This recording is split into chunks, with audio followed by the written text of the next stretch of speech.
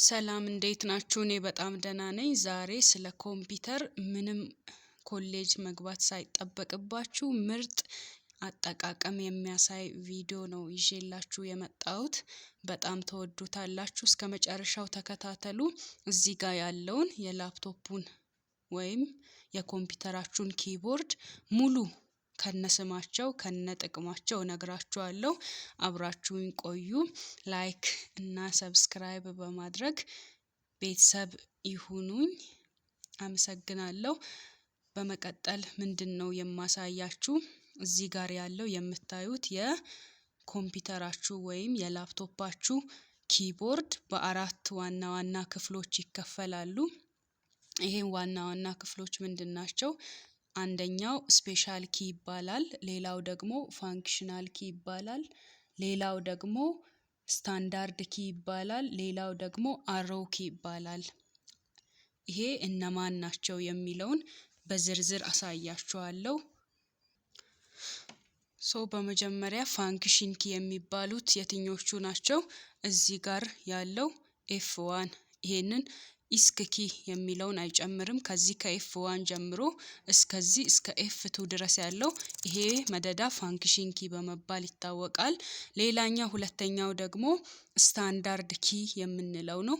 ስታንዳርድ ኪ ከዚህ ከቁጥር 1 ጀምሮ እስከዚህ እስከ 0 ያለውን ቁጥሮችንና ከኤ ጀምሮ እስከ ዜድ አጠቃላይ ሌተሮቹንና ሲምቦሎቹን ሳይጨምር አጠቃላይ ሌተር አጠቃላይ ቁጥርና ሌላ ደግሞ እነዚህ ሲምቦሎቹ ለምሳሌ ምን አይነት ሲምቦል ነው? እዚህ ጋር አሁን ለምሳሌ ሃሽታግ አለ። እቺን ሃሽታግ እቺን እዚህ አታለ እዚህ ሃሽታግ አለ። እዚህ የዶላር ሳይን አለ። እዚህ ደግሞ ፐርሰንት አለ። እዚህም ሌላ አለ። እዚህ ደግሞ ኮከብ አለ። እኚህን የተለያዩ የሲምቦል ምልክቶችን ሲምቦል እና ነምበር ሌተር ሶስቱንም የሚይዘው ምንድነው? ስታንዳርድ ኪ ብለን እንጠራዋለን። ሌላ ሶስተኛ ደግሞ ስፔሻል ኪ ይባላል። እኚህ ስፔሻል ኪ የምንላቸው እነማን እንደሆኑ አንድ በአንድ አሳያችኋለሁ። ስፔሻል ኪ የምንለው እዚህ ጋር ኮንትሮል አለ፣ እዚህ ሺፍት አለ፣ እዚህ ካፕስ ሎክ አለ፣ እዚህ ታብ አለ፣ እዚህ ደግሞ ላይ ኢስክ ኪ የምንለው አለ፣ እዚህም ሺፍት ኢንተር እና ደግሞ የተለያዩ ይሄም ፔጅ ድሮም የሚል አልት ኮንትሮል እዚህ ደግሞ ያለው ኪ ተጨምሮ ሁሉም በአጠቃላይ ባክስፔስ እና ዲሌትን ጨምሮ ኢንሰርትን ጨምሮ ሆም ጨምሮ ኢንድ ጨምሮ ሌሎቹ ሁሉ ምን ይባላሉ? ስፔሻል ኪ በመባል ይታወቃሉ። የእያንዳንዳቸውን ደግሞ ጥቅማቸውንም ጨምሬ ነው የምናገረው። እንዴት እንደምትጠቀሙ ምነግራችሁ ይሆናል። ላይክ እና ሰብስክራይብ እያደረጋችሁ እዩ። በጣም ይጠቅማችኋል። መማር አይጠበቅባችሁም። ላፕቶፕ እና ኮምፒውተር ለመጠቀም ሌላ ደግሞ ምንድነው? አራተኛው አሮ ኪ ይባላል። አሮ ኪ የሚባለው እዚህ ጋር ወደ ግራ የሚያሳይ አሮ አለ። እዚህ ወደ ታች፣ እዚህ ወደ ላይ፣ እዚህ ደግሞ ወደ ቀኝ የሚያሳይ አሮ አለ። በአጠቃላይ የኪቦርዳችን አጠቃላይ ሌተሩም እና ደግሞ የተለያዩ ስፔሻል ኪዎችም ነምበሩም ሌተሩም ሁሉም በአንድ ላይ ተደምሮ አራት ክፍል እንደሚከፈል አይተናል። እዚህ ጋር አሮ ኪዎች አሉ አራቱም። እዚህ ደግሞ ነምበር ሌተር እና የተለያዩ እኚህ የስፔሻል ካራክተር የምንላቸው እነሱ ተጨምረው ሁሉም ስታንዳርድ ኪ በመባል ይታወቃል። ሌላው ደግሞ ስፔሻል ኪ ከስታንዳርድ ኪ ቀጥሎ ስፔሻል ኪ ደግሞ እነ ኮንትሮል እነ ሺፍት እዚህ ጋር ደግሞ እነ ካፕስ ሎክ እነ ታብ በዚህም በኩል ያሉት ይሄን አራቱን ሳይጨምር ያሉት ሁሉም ስፔሻል ኪ ይባላሉ። ፋንክሽን ኪ የምንላቸው ከላይ ያሉት እንደሆኑ አይተናል። ከኤፍ12 እስከ ኤፍ1 ድረስ ያሉት ናቸው። ይሄንን ካሳያችሁ ወደ ስክሪኑ መልሼ እንዴት እንደምንጠቀማቸው ላሳያችሁ። ወደ ስክሪኑ ከመለስን በኋላ እንዴት ነው የምንጠቀመው? አሁን እዚህ ጋር ዝም ብዬ የሆኑ ጽሁፎችን ጻፍኩኝ። ይሄው እንግሊዝኛ ሌተር ዝም ብዬ ነው የጻፍኩት። ትርጉም ያለው ነገር አይደለም። ከዛ ይሄንን ምንድነው ቅድም ከነገርኳችሁ ከስፔሻል ኪ ኮንትሮልን ደግሞ ከሌተር ደግሞ ኤን ተጭነን እንደዚህ ሳደርገው ምን አደረገልኝ? ሴሌክት አደረገ ማለት ነው። ከስፔሻል ኪ ቅድሙ ያሳያችሁን ኮንትሮል የምትለዋን ተጭኜ ከዛ ደግሞ ከሌተር ኤን ስጫን ኮንትሮል ፕላስ ኤ ሳደርገው ምን አደረገ? ሴሌክት አደረገልኝ። ከዛ በመቀጠል ደግሞ ኮንትሮል ፕላስ ሲ ስነካ ምን እንደሚያደርግ ተመልከቱ። ኮንትሮል ሲ ኮንትሮል እና ሶ ኮፒ አድርገናል። ኮፒ ማድረጋችንን በምንድነው የምናውቀው? ኮንትሮል ፕላስ ሲ ነክተን ኮፒ አድርገናል። ኮንትሮል ፕላስ ሲ ነክተን ኮፒ ያደረግነውን ፔስት አድርገን ኮፒ እንዳደረገ እናያለን ማለት ነው። ኮንትሮል ፕላስ ቪ ተጭነን ይኸው ደግማችሁ ትጫኑታላችሁ። ይኸው ፔስት እያደረገልኝ ነው። ኮፒ ያደረኩትን ምን አደረኩኝ? ፔስት አደረኩኝ ማለት ነው። ጽሁፉን ልታነቡ እንዳትሞክሩ፣ ዝም ብዬ ነው የጻፍኩት ለማሳየት። ከዛ ይኸው ፔስት አደረኩኝ። ደግመን በተጫንን ቁጥር ምን እያደረገ ይሄዳል? ፔስት እያደረገ ይሄዳል። ኮንትሮል ፕላስ ኤ ሴሌክት፣ ኮንትሮል ፕላስ ሲ ኮፒ፣ ኮንትሮል ፕላስ ቪ ፔስት እንደሆነ አሳይቻችኋለሁ። ከዛ ሴሌክት ሳታደርጉ ሌላ ነገር ልታደርጉ ከሞከራችሁ ይጠፋባችሁ ይችላል። ሴሌክት ማድረግ ሁሌ አይረሳም። ኮንትሮል ፕላስ ኤ። ከዛ በኋላ ምን እናደርጋለን? ኮንትሮል ፕላስ ቢን ስንነካ ምን ያደርጋል? ቦልድ ያደርጋል ማለት ነው። ተመልከቱ ሳይዙን ሲጨምር ኮንትሮል ፕላስ ቢ ስነካ። ከዛ ኮንትሮል ፕላስ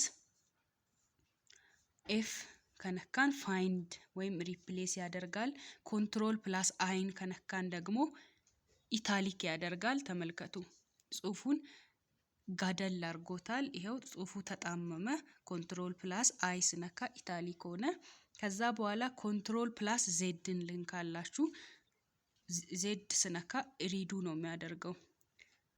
ሶ ኮንትሮል ፕላስ ዜድ ስነካ ይኸው ሪዱ እያደረገ ነው፣ እያጠፋ ነው።